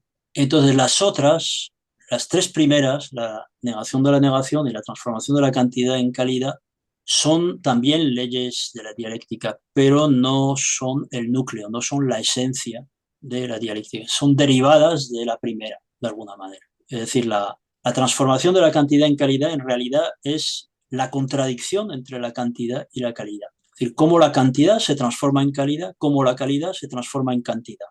Por ejemplo, en el paso del capitalismo al socialismo, la clase obrera va aprendiendo a luchar, va encontrando camino, acumulando fuerzas hasta poder dar el salto que se llama revolución y pasar al socialismo. Entonces, la cantidad se transforma en calidad. ¿Y qué ocurre con esa nueva calidad? Pues que es capaz de producir unas fuerzas productivas más desarrolladas que las del capitalismo. Entonces, eso lo hemos visto en el caso de la Unión Soviética, que a pesar del acoso que sufrió y de las invasiones continuas, una de ellas acabando con la vida de entre 20 y 30 millones de soviéticos, pues a pesar de todo y de no tener colonias, y en cambio los países capitalistas más ricos tener colonias y vivir a expensas no solo de sus propios obreros, sino a costa de los pueblos del mundo, pues la Unión Soviética fue capaz de vencerlos, de colocarse al frente y, eso sí, fruto de sus contradicciones internas, acabó mal, pero durante un tiempo demostró que era capaz de transformar la calidad en cantidad también. Y ahora tenemos el caso de China, ¿no? En esa misma tesitura, ¿no? Que esperemos que esta vez no haya retrocesos, pero eso es una cosa que no podemos saber antemano. A la vez que esa contradicción entre cantidad y calidad, hay otras, esa cantidad y calidad son lo que se llaman categorías de la dialéctica o categorías filosóficas. No solo está la cantidad y calidad, también está el fenómeno y la esencia, está la causa y el efecto, está lo abstracto y lo concreto, lo particular y lo general, la posibilidad y la realidad. En fin, son esas palabras que no dicen nada muy particular, pero que de alguna manera tratan de todas las cosas. Se llaman categorías filosóficas o categorías de la dialéctica, que están en contradicción unas con otras, no existen las unas sin las otras, luchan entre sí y se transforman las unas en las otras, ¿no? Entonces, por tanto, vemos que esa ley de la transformación de la cantidad en calidad es una aplicación concreta de la ley de la contradicción o de la ley de unidad de contrarios. La negación de la negación, lo mismo, es decir, es negación y afirmación. La afirmación es negada y esa negación a su vez es negada, por tanto, convertida en afirmación, vuelve a ser negada, ¿no? Es decir, también es el movimiento de una determinada contradicción. En cambio, la cuarta no es ninguna ley de la dialéctica, es falsa. La cuarta es directamente falsa. Toda contradicción no es antagónica. Toda contradicción no entraña violencia necesariamente, no entraña que haya necesidad de acabar realizando, por ejemplo, una revolución social. Entonces, por ejemplo, entre el campesinado trabajador y la clase obrera existe contradicción, pero no es necesariamente antagónica. Puede convertirse en antagónica, pero la dirección del proletariado puede perfectamente conseguir reforzar en el campesinado trabajador su vertiente de trabajador y ir reconduciendo su vertiente de propietario privado a poseedor colectivo, ¿no? Es decir, es el proceso, como ha ocurrido en todos los países socialistas, de colectivización y mecanización agraria, que efectivamente es antagónico con respecto a una minoría del campesinado y, sin embargo, la mayoría del campesinado es capaz de comprender y asumir y poner en práctica todo el potencial de mejora de sus condiciones de vida que eso entraña, ¿no? Que entraña ese proceso. Y así ha ocurrido en los países socialistas y ocurrirá de un modo todavía más claro cuando se ha derrotado la cúspide del sistema capitalista, que es el imperialismo mundial, ¿no? Entonces, por tanto, no toda contradicción es antagónica. No toda contradicción se tiene que resolver de manera antagónica. La contradicción entre un profesor y su alumno no tiene que necesariamente que acabar con la muerte del profesor o la muerte del alumno, ¿eh? O con que se líen a palos el uno con el otro, sino que se pueden perfectamente transformar el uno en el otro, es decir, el profesor enseña al alumno, el alumno acaba sabiendo más que el profesor y hasta cuando el profesor se jubila, a lo mejor el alumno le da clases de informática, ¿eh? Entonces, no es necesario que acabe en antagonismo, en violencia. Entonces, con esto concluyo las explicaciones, creo, y pasamos, si os parece, a, pues eso, a por lo menos media horita o un poquito más de debate. Bueno, pues muchas gracias, Miguel Ángel, por explicarnos los principios generales del materialismo dialéctico, principios que son difíciles, puesto que francamente esto no se desarrolla mucho ni en las escuelas, ni en las universidades, y realmente, justamente en la universidad, la matemática se estudia por un lado, independientemente de las condiciones sociales que ha habido por otro, la física por otro, se enseña todo en parcelas seccionadas y no unidas entre sí y que a la vez se están interrelacionando, por eso se producen esos progresos, ¿no? Esa visión generalizada como nos la expresa el materialismo dialéctico no está explicada ni en el colegio ni en las universidades, y por eso es tan difícil de conocer a no ser que profundices dentro de ese tema. A mí me ha parecido francamente interesante. No sé si hay algún tipo de pregunta, de comentario. Yo veo aquí que en el chat hay una cuestión que dice Paco: el abandono de la enseñanza de la filosofía con respecto de hace años es significativo. Efectivamente, yo estoy totalmente de acuerdo con él, no sé, Miguel Ángel. Es una forma de seccionar, separar, no integrar, y cada cual que se coja en su propio nido y que se olvide los nidos de los demás. Bueno, no sé, cuenta tú, Miguel Ángel. Sí, sí, no, yo también lo comparto totalmente, es decir, lo que llaman tanto la filosofía como lo que llaman humanidades, que son las ciencias sociales. Es decir, lógicamente, a ver, la burguesía, por lo general, lo que necesita son de trabajadores que sean muy productivos, es decir, que produzcan mucho valor y poco salario, les exijan poco salario. Y por tanto, pues pues para ser muy productivo en el sentido económico hay que tener muchos conocimientos en ciencias naturales. En cambio, el problema de tener conocimientos sociales es que pues acaba uno cuestionando la organización de la sociedad y entonces aparece la acción sindical, la acción de lucha de los trabajadores y eso es incómodo. Y entonces pues es necesario sacrificar eso o segmentar mucho las ciencias sociales y separar, por ejemplo, la economía por un lado, la sociología por otra, la política por otro, la sociología por otro, es decir, y no conectarlas mutuamente de tal manera que así obtengan buenos cuadros pues, de recursos humanos, de marketing, de gestión de empresas, de tal, pero que no tengan una visión de conjunto que proporciona esas ciencias sociales y no digamos la filosofía, ¿no? Entonces ese pensamiento pues que se ha ido acumulando a lo largo de la historia. Y aquí, mira, Alberto ha levantado la mano, pero Emilio ha hecho un comentario en el chat que pone, incluso incluso cuando se enseñaba, raramente se llegaba, cuando la filosofía está hablando, que entiendo, se llegaba al siglo XIX y mucho menos al siglo XX. Y parecido pasa con la historia. Sí, sí, es así Estudiar a Hegel ahora estaría bien. es decir, normalmente es decir, se llega si acaso a Kant, es Eso. lo que más se suele llegar. Y luego a veces se dan saltos, depende ya de la escuela, de los gustos del profesor. Y entonces a mí me tocó un freudiano, pues de repente saltó de Kant a Freud y a la escuela freudiana, al psicoanálisis, a Adler, a Jung, a Marcuse, etcétera, ¿no?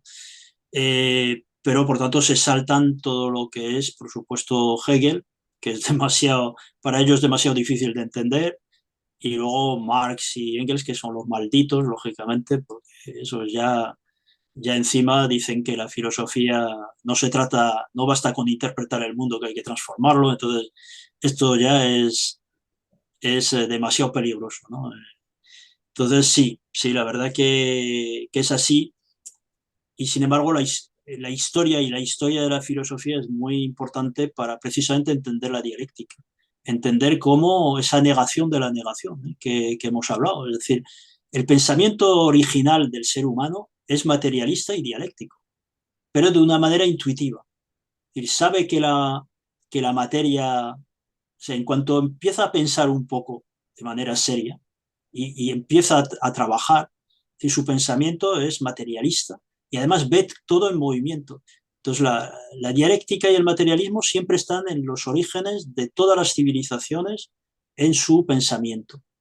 Lo que pasa es que ese pensamiento intuitivo, primitivo, no es suficiente para avanzar. Y entonces es negado por, es decir, hay un refugiarse en el pensamiento.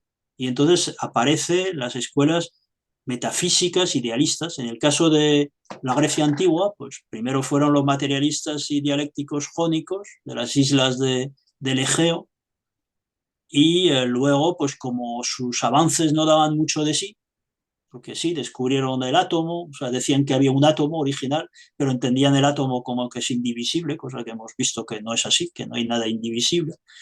Luego decían que no te bañarás dos veces en el mismo río, es decir, que todo está en constante cambio, como Heráclito, pero no podían llegar mucho más allá. Y entonces había que volver a analizar, a comprender el mundo a través del pensamiento. Entonces, primero fueron los eleatas y Parménides que cuestionaron el movimiento, es decir, mostraron las contradicciones de la dialéctica eh, primitiva, ¿no? Griega.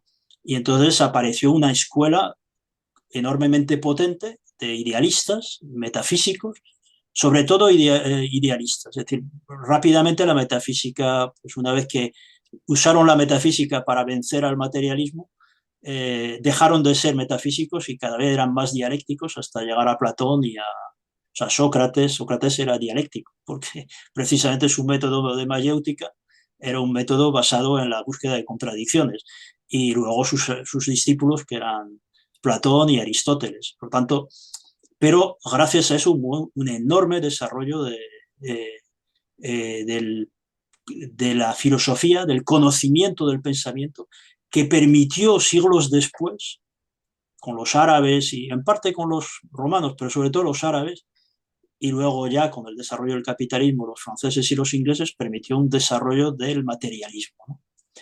Pero también ese materialismo era limitado y gracias a Hegel, que compendió todo el desarrollo del pensamiento del idealismo, llegó a un punto en que cerró el ciclo. Hegel, o sea, llegó a mostrar que en realidad materia e idea coincidían, solo que él veía que la idea era producto, o sea, que la materia era producto de la idea, pero coincidían. Entonces, solo bastaba lo que, en ese sentido, Marx y Engels lo tenían fácil, se lo puso, como se suele decir, usando el ejemplo de Mao, a huevo, ¿no? Es decir, ya que Mao habla de la transformación del huevo en pollo, pues se lo puso a huevo a Marx y Engels porque era simplemente en Hegel, era darle la vuelta a lo que Hegel había llegado a comprender. O sea, Hegel es profundísimo en cuanto a comprender el movimiento de las cosas, ¿no? Y gracias a eso, pues, es decir, conjunto con el desarrollo científico que ha mostrado pues, que todo está conectado y en continuo desarrollo, pues hoy por hoy, es decir, domina, vamos a decir, el materialismo dialéctico, solo que no acaba de dominar en todo y menos en las ciencias sociales, porque la burguesía retiene, claro, domina e intenta que eso, es decir, está continuamente poniéndole puertas al campo, intentando que eso no se extienda demasiado, que eso esté limitado a sus conveniencias, pero hoy es la concepción científica del mundo, no puede haber otra bajo el capitalismo. En el comunismo todo será diferente, pero no estamos en él. Pero cuando se haya superado el capitalismo ya se verá. Ahora mismo es la concepción científica del mundo, es el materialismo dialéctico. Alberto quería hablar. Alberto. Sí.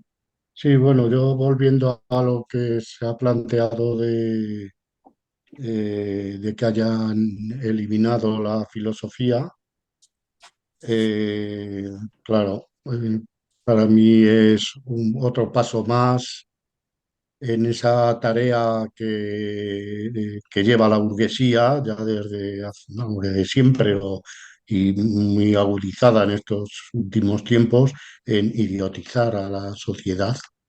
Eh, es así. O sea, yo solamente veo señales que están tratando claro, muchísima gente, demasiada, pues lo consiguen.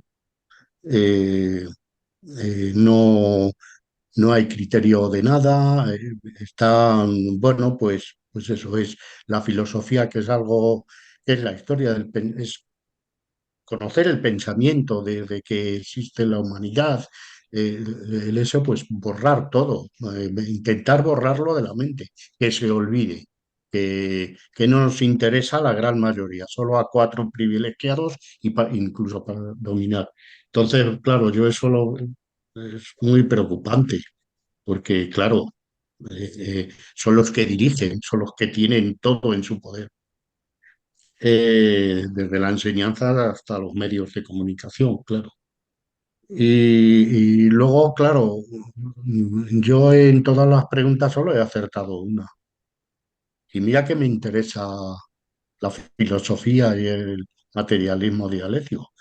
Sí es cierto que en la mayoría de las que he fallado, pues mi opción era, quizás no ha habido demasiado tiempo para pensarlo bien, es decir, la que era la real y la que he puesto al final, ¿no? Equivocada, pero es así.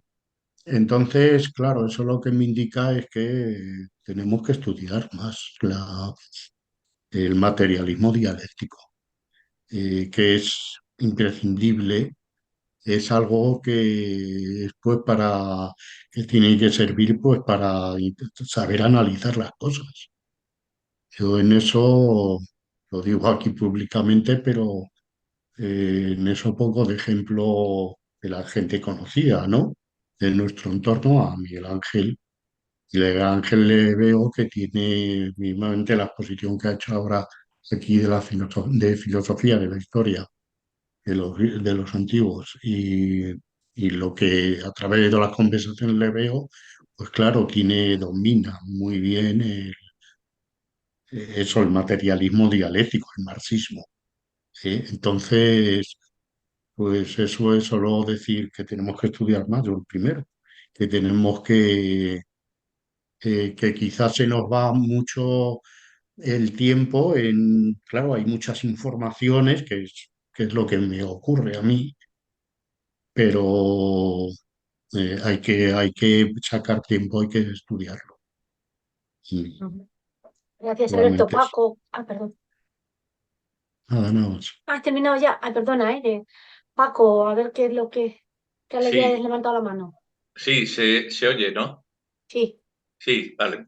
No, lo que decía Alberto a mí me parece, pues bueno, pues muy interesante porque queda bastante claras las intenciones de ciertos planes de estudios. Y es que yo creo que, porque estaba pensando que se dan actualmente como dos circunstancias que son contrarias, como no podía ser menos, ¿no? Por un lado, los últimos descubrimientos científicos sobre astronomía, etcétera, apoyan, o sea, cada paso que dan, y además es que son pasos importantes, porque se tiene acceso a conocimientos que parecerían pura magia hace 30 años, apoyan, van subiendo por la escalera del materialismo, es decir, va apoyando todas y cada una de las posturas de los principios del materialismo. Y todo lo que se refiere a, bueno, no viene ahora muy a cuento, pero todo el estudio de galaxias, de formación, desaparición, etcétera. Pero por otro lado, como si eso se quisiera compensar, hay como una especie de tendencia en todo, ¿no? En la vida cotidiana, en los medios, etcétera, a una especie de irracionalismo que, como la religión pierde su carácter de disciplinamiento de masas, etcétera, por su desprestigio, etcétera, pues entonces es un poco de muera Sansón y todos los filisteos y se lanzan a un irracionalismo total, que es totalmente acientífico, anticientífico. ¿Y dónde cala esto? Bueno, pues cala esencialmente entre quien menos preparado está, que es curiosamente la juventud. Y cala también a través de medios muy potentes como son las redes sociales en sus diversas formas. Pero yo creo que hay una frase por ahí, y no recuerdo ahora de quién, que indicaba la necesidad y la conveniencia de que todo comunista debe estar al día en conocimientos científicos. Y ahora mismo no recuerdo quién era. ¿Por qué? Pero sobre todo y porque resulta que es un apoyo a todos y cada uno de esos pasos, a todos y cada uno de lo que hemos visto en la sesión de hoy, de cómo el universo se reproduce y lleva a cabo sus leyes de acuerdo con las leyes del materialismo dialéctico. Es una cosa, pues, muy curiosa y además muy interesante para quien se quiera meter en ella. Y eso se mantiene, digamos, en un aspecto muy elitista. No hay programas de divulgación sobre ello. Pero lo que sí hay mucho programa es un adoctrinamiento de 24 horas al día, todos y cada uno de los días del año, es la propaganda y la difusión de mensajes que, bueno, pues parecen estúpidos, pero tienen su calado, tienen su público y tienen sobre todo eso, tienen unos medios muy potentes de difusión.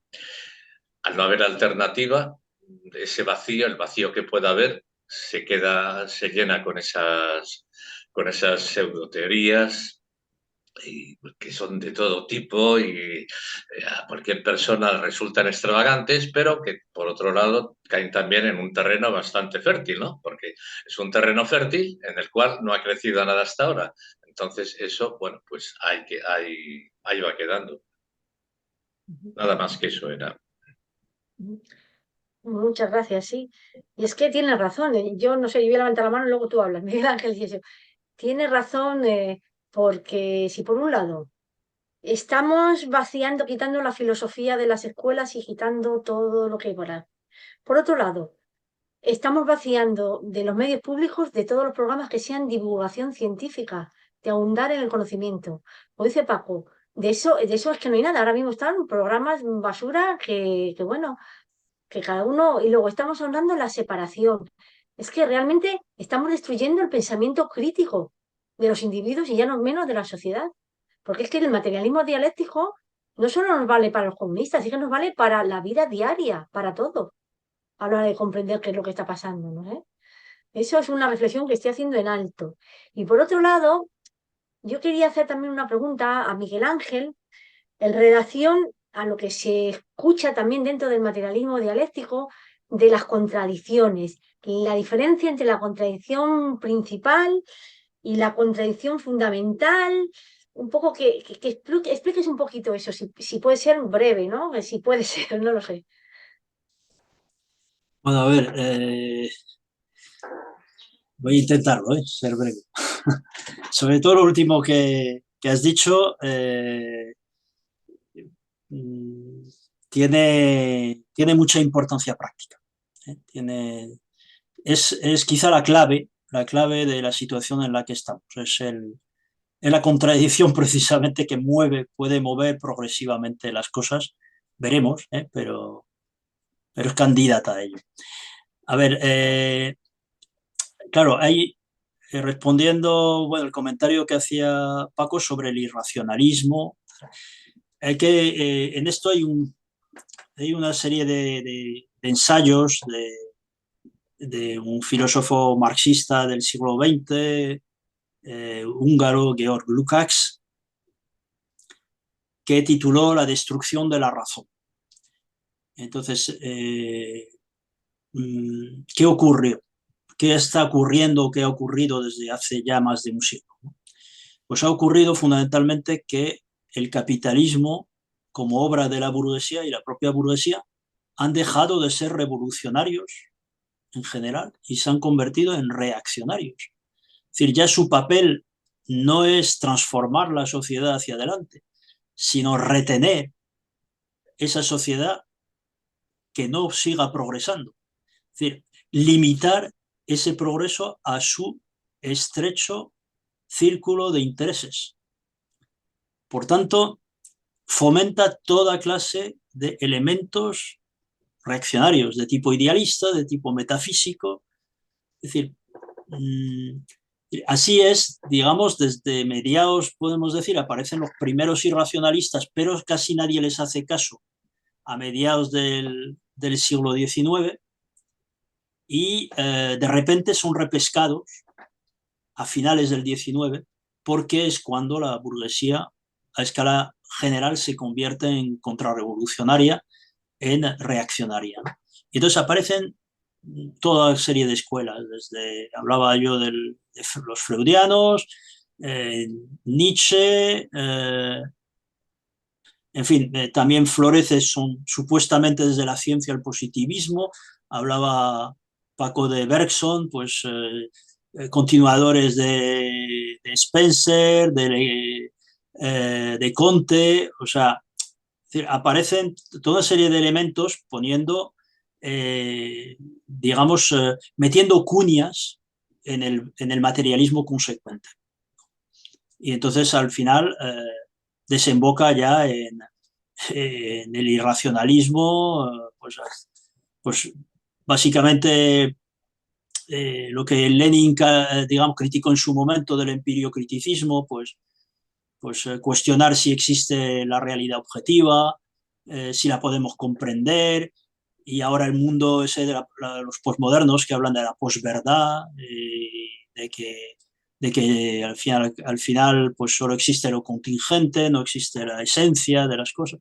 Y todo eso está relacionado con lo que significa el imperialismo, lo que significa el que a la cabeza de la clase burguesa se ha colocado una oligarquía que no es solamente burguesía, sino que es burguesía que domina, es decir, que ejerce un dominio absoluto sobre todas las esferas. Entonces, no le basta con explotar al proletariado, sino que necesita, incluso prefiere, vamos a decir, dejar de explotar en determinados sitios, si se me apura como extremo, e ir a saquear en otros. O sea, es directamente, como decía Lenin, reaccionaria en toda la línea, ¿no?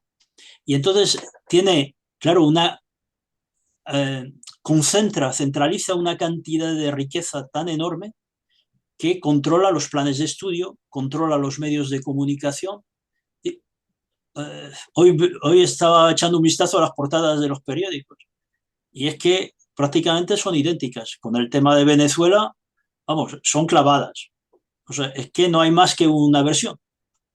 O sea, todo está controlado por ella y cada vez, digamos, permite lo demás mientras no tenga una repercusión de masas. Pero en la medida en que teme que pueda tener repercusión de masas, ahí empieza a intervenir y, como vemos en Europa, a aprobar leyes contra la desinformación, contra los delitos de odio, donde van metiendo ahí todo espíritu crítico, lo que decías de destruir el pensamiento crítico. Pues destruir es también reprimirlo, ¿no? Es decir, no solo es no darle los instrumentos, sino por si acaso la gente sabe encontrar esos instrumentos, esas herramientas para ser crítica, pues si los utiliza, pues reprimirla, ¿no? Y asustarla, castigarla, etcétera, etcétera. Entonces eso, con respecto a ese problema, bueno, pues de una sociedad ya caduca. Y ahora la cuestión de la contradicción. Efectivamente, hemos visto ahí que en toda cosa existe múltiples contradicciones y que de esas contradicciones hay una que es la principal, que es la que, vamos a decir, determina la cosa, la esencia de la cosa, es la que define esa cosa, ¿eh? Por ejemplo, en la sociedad, la contradicción, en la sociedad en general, la contradicción principal es la contradicción entre las fuerzas productivas y las relaciones de producción. En cambio, en los seres no sociales, es decir, los seres no humanos, por tanto, primates, mamíferos, etcétera, etcétera, la contradicción principal es una contradicción pues, de carácter relacionada con simplemente la supervivencia de la especie, ¿no? Es decir, sexual, etcétera, etcétera, ¿no? Es decir, en cada tipo de materia tiene una contradicción diferente, ¿no? La contradicción del capitalismo es burguesía proletaria, la contradicción del feudalismo es campesinado, nobleza, terrateniente. O sea, cada tipo de materia tiene su contradicción. Pero esa contradicción la llamamos principal. Pero cuidado, porque esa misma cosa también tiene sus etapas. Y no siempre, en todas las etapas, la contradicción principal tiene relación o es directamente la contradicción fundamental de esa cosa. Voy a intentar explicarme. En el capitalismo, la contradicción fundamental, por tanto, es entre la burguesía y el proletariado. Bien, en los años 30, en Europa, también era esa la contradicción principal, fundamental. Sin embargo, no era exactamente la prioritaria. Por tanto, no podemos decir que fuera la principal. La principal era entre el fascismo y la democracia, entendida como burguesa, democracia en general, sin atender a las clases. Un ejemplo claro para ver que era así, la guerra de España. En la guerra de España, ¿acaso en la España de entonces no había contradicción entre burguesía y proletariado? Sí. ¿Pero acaso se podía resolver esa contradicción sin ganar la guerra? ¿Sin vencer al fascismo? No.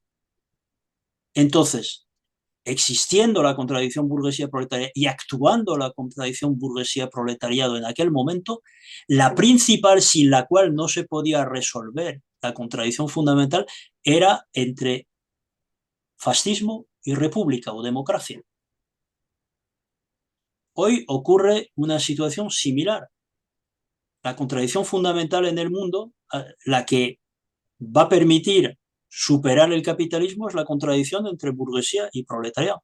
Sin embargo, en el primer plano, para que esa contradicción se resuelva, necesita resolverse previamente otra contradicción, que es la contradicción entre los imperialistas que están en una situación de crisis y de desesperación, atacando al resto del mundo y buscando dominarlo y sojuzgarlo y saquearlo, y el resto del mundo que unos empiezan a hacerle frente y animan a los demás, es decir, lo que se llama el campo antiimperialista. Entonces, en la dialéctica existe un concepto que se llaman las mediaciones. Y las mediaciones son precisamente esas correas de transmisión que permiten atender lo inmediato para resolver lo mediato, lo que no es inmediato. Entonces, es necesario resolver primero unas cosas para poder llegar a resolverlas.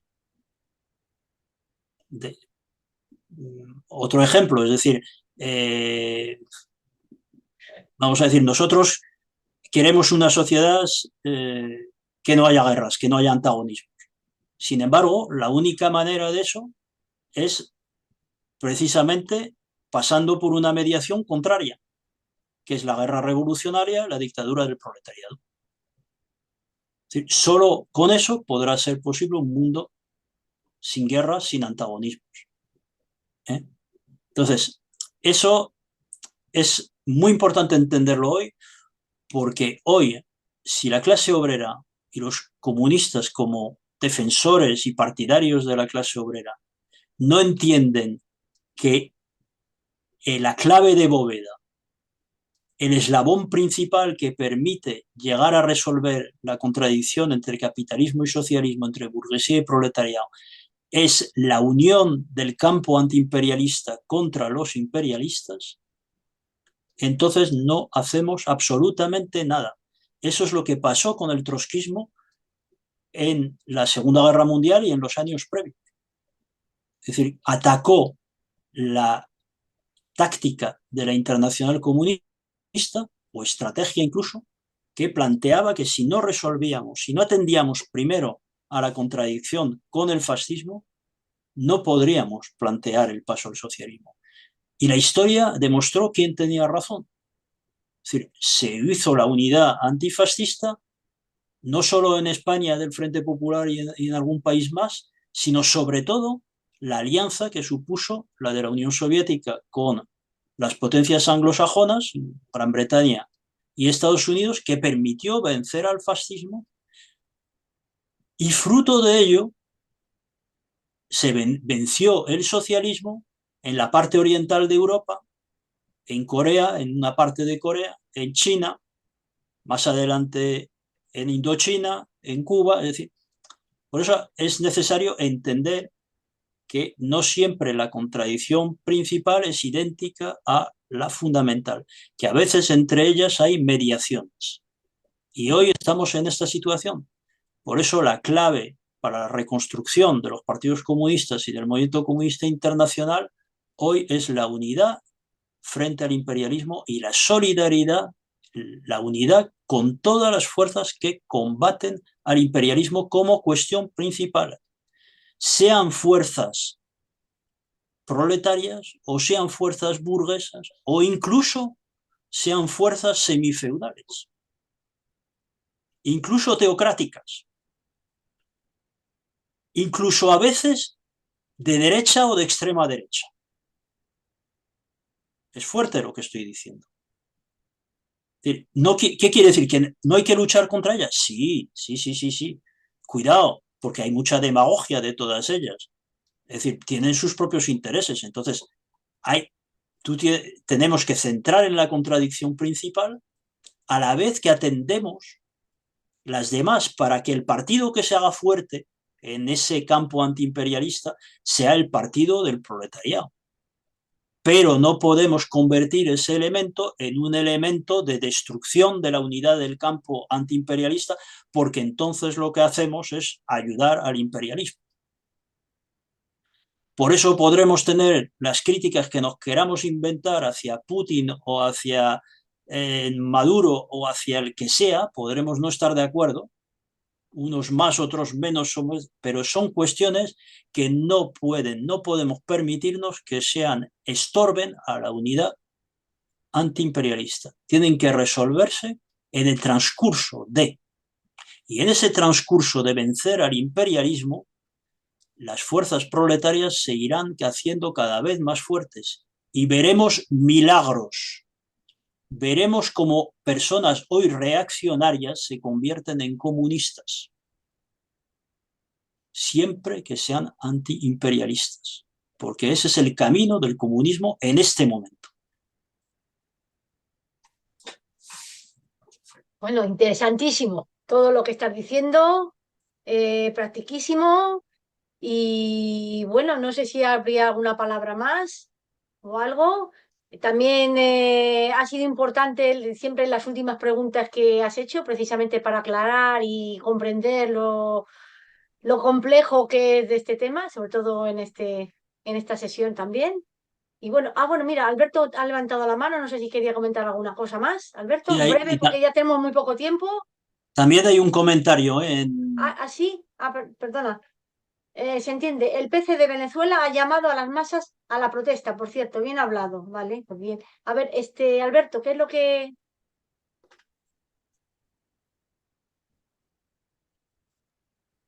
Sí, sí, bueno, efectivamente ratificar esto, que yo en tantos foros que estoy por ahí metido, tantos canales, estoy en alguno que son comunistas, pero bueno, pecan mucho de izquierdismo y efectivamente he encontrado ante esa crítica negativa, pues porque, claro, en Venezuela, o sea, Maduro o el PSUV, no van hacia un socialismo real como era el de la Unión Soviética, ¿no?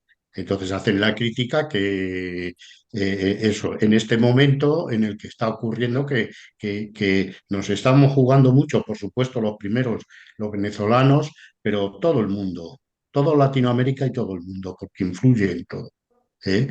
Eh, Están planteando ahí una batalla y todavía hay pues bastantes, como bien dice Paco, y todavía hay organizaciones que dicen que son comunistas, pues que no se dan cuenta de esto tan interesante y tan necesario de entender que ha dicho ahora Miguel Ángel, que lo fundamental ahora es acabar con el imperialismo, porque si no, el imperialismo acaba con todos nosotros. O sea, no puede haber paz mientras exista el imperialismo. Entonces, para acabar con el imperialismo hay que fortalecer todo lo que es antiimperialismo, apoyarlo, defenderlo. Y luego pues ya entraremos. Con el tema de Putin, exactamente, sabemos todos lo que tiene, pero desde luego tiene una posición totalmente de fuerza ateniéndose ante el imperialismo. Y entonces, pues es eso lo que quería decir, que es muy importante y desde luego toda esta última intervención que ha hecho Miguel Ángel sería para poder difundirla de cuanto más mejor, porque es que es la real y es la que es verdadera. Nada más. Sí, yo comentar también en relación con lo que plantea el camarada del PC de Venezuela. Yo, por supuesto, desde aquí no me voy a meter en los asuntos que desconozco, es decir, no porque los comunistas no podamos tener digamos, entrar a valorar la situación del proletariado en otros países. Somos una clase internacional, los obreros, y bueno, pues tenemos posibilidad de emitir opinión, pero siempre, por supuesto, respetando el que quien mejor va a conocer la situación en cada sitio va a ser el que está actuando en ese sitio, ¿no? Entonces, hecha esa premisa, tanto en Venezuela como en cualquier sitio, el movimiento comunista eh, es una unidad amorfa y, vamos a decir, muerta. Es decir, ¿por qué? Porque la contradicción se está desarrollando en su seno hasta un punto en que lo ha paralizado. Y entonces el saneamiento del movimiento comunista, la posibilidad de que renazca como un movimiento revolucionario, está precisamente en que se emancipe de su costra meramente formal, de aquellos que se llaman comunistas, pero no han entendido realmente o no quieren entender lo que significa el materialismo dialéctico y se refugian en fórmulas estereotipadas, en el dogmatismo, en todo lo que hemos visto como metafísica y como idealismo, ¿no? Entonces, por eso, esos que lo que hacen es reeditar el trotskismo a estas alturas, bajo una forma nueva, vamos a decir, pues son un lastre y por tanto es necesario combatir eso, y en el combate contra eso es como se va a poder reunificar las fuerzas sanas del movimiento comunista internacional y reconstituir partidos comunistas realmente revolucionarios en todos los países. Entonces, afortunadamente, tenemos ahora una agrupación internacional que está en vanguardia de esa lucha, que es la Plataforma Mundial Antiimperialista, y está recién nacida, está todavía en pañales, está con todo lo que significa un recién nacido, pero sana, fuerte en su fundamento. Y eso es el punto de apoyo que tenemos los comunistas, donde, sobre todo en los lugares donde peor estamos, donde más hemos retrocedido, donde más se ha descompuesto nuestro movimiento, tenemos la oportunidad de aprender de los que van por delante de nosotros y tratar de aplicar lo aplicable de su experiencia a nuestras condiciones particulares, ¿no?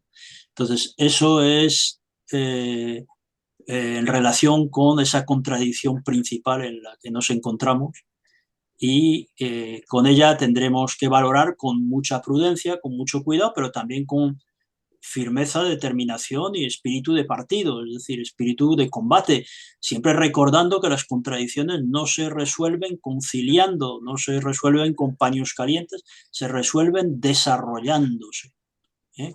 Que significa desarrollándose frente a otros y frente a uno mismo también, frente al conservadurismo, la comodidad, eh, las concepciones erróneas que hemos ido acumulando en estos años, como acumula un río cuando va a desembocar al mar y se vuelve lento y lleno de lodo y barros y todo eso, pues nosotros nos pasa lo mismo y tenemos que rejuvenecernos. Por supuesto, en años no, porque ya los que peinamos alguna cana, pues ya no tenemos remedio, pero de espíritu sí, ¿eh? O sea, como decía Stalin a Bukharin, los viejos bolcheviques siguen siendo bolcheviques en la medida en que su espíritu sigue siendo joven, ¿no? Entonces, de alguna manera, lo mismo tenemos que intentar hacer en todas partes, que no solo está en juego la paz, es decir, el evitar la guerra mundial nuclear, sino también está en juego el ulterior progreso de la humanidad hacia el comunismo, entonces la liberación de la clase obrera. Entonces es fundamental que eso lo llevemos a cabo y con firmeza decirle a esos camaradas, los que son honestos, que están equivocados, decirles en qué se están equivocando y argumentar a la vez que en los hechos, en la práctica, somos capaces de construir ese partido y abrir el camino que ellos, desgraciadamente, con un planteamiento de partido equivocado, no pueden abrir camino a ese partido.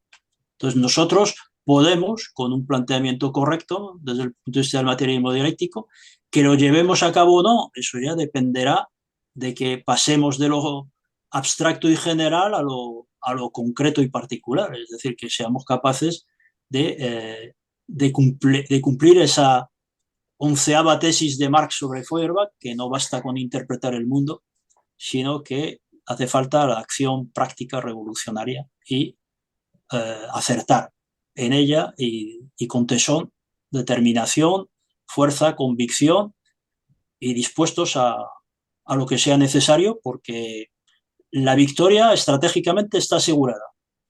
En cada caso, las batallas se pueden perder, pero solo se puede ganar estratégicamente si se está dispuesto a perder también. Bueno, es que se nos va el tiempo, no sé. Yo creo que deberíamos empezar a ya despedirnos, si os parece bien a todos, o si alguna cosa rápida, porque es que nos estamos pasando de tiempo. El tiempo, yo sé que este tema es interesantísimo, por eso desde Unión Proletaria os pedimos que si queréis que hagamos algún otro curso o que queráis que profundicemos algún otro tema o algo, aquí os dejo en el fondo nuestro contacto, que es nuestra página web, y nuestro email, que es unionproletaria@gmail.com, y nuestra página web unionproletaria.com. También tenemos lo del canal YouTube, que es @unionproletaria7375, y bueno, y os animamos a suscribiros a nuestro canal de YouTube. Y nada, simplemente muchas gracias a todos por seguir este curso, iniciado ya hace más de un año, en febrero del 23. Y bueno, que adelante, y lo que dice el lema, luchar para unir y unir para vencer. Muchas gracias a todos. Saludos a todos.